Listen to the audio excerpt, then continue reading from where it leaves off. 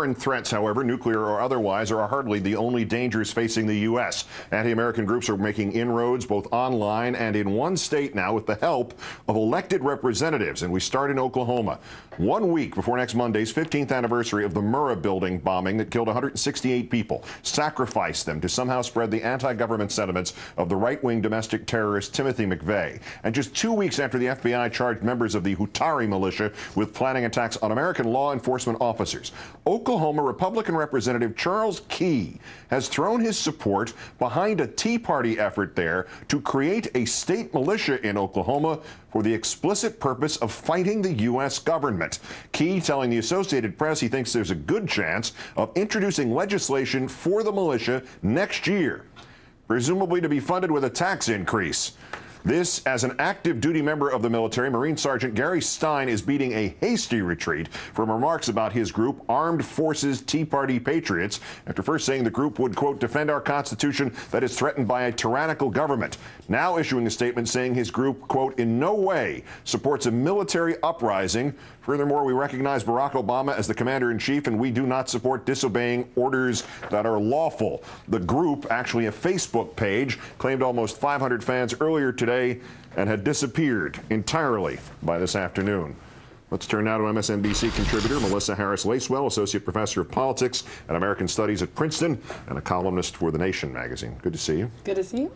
Can it be a coincidence that we only get these supposed constitution lovers during Democratic presidencies?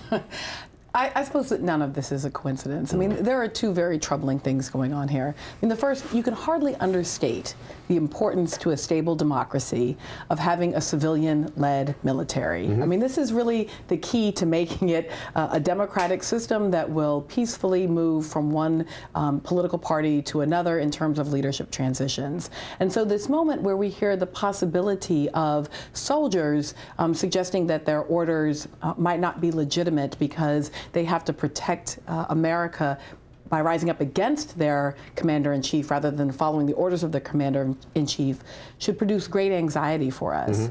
On the other hand, right, you know, as progressives, we have to care about the question of conscience. And so we have to be worried about wanting soldiers to also be human beings. And so I think we have to be really careful about what elements of this particular piece within the military we denounce. Right. But now, are we to be more encouraged by, more discouraged by the fact that there, you know, Representative Key, an elected representative in that state, is connected into this?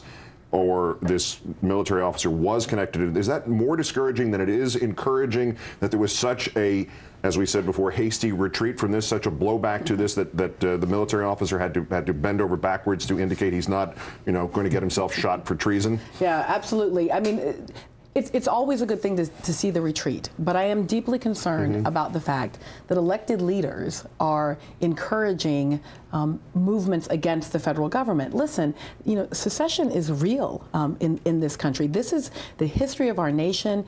It's a bloody civil war, the whole nation of, you know, concept of brother against brother. These things are not just sort of concepts or possible, you know, theories or images. These are the realities of our nation. And so particularly in the powder keg that is Oklahoma, and at the moment that is IRS tax filing time, elected leaders have a responsibility to be much more careful in the ways in which they are describing their anxiety about the out party being the in party.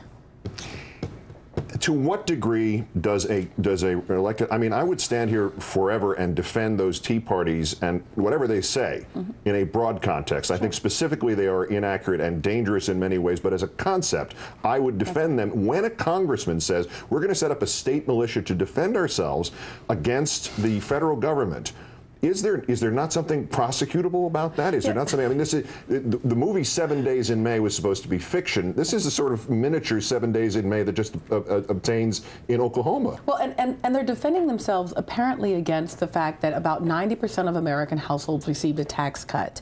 They're defending themselves against the extension of health care benefits to Americans who don't have it through a private system.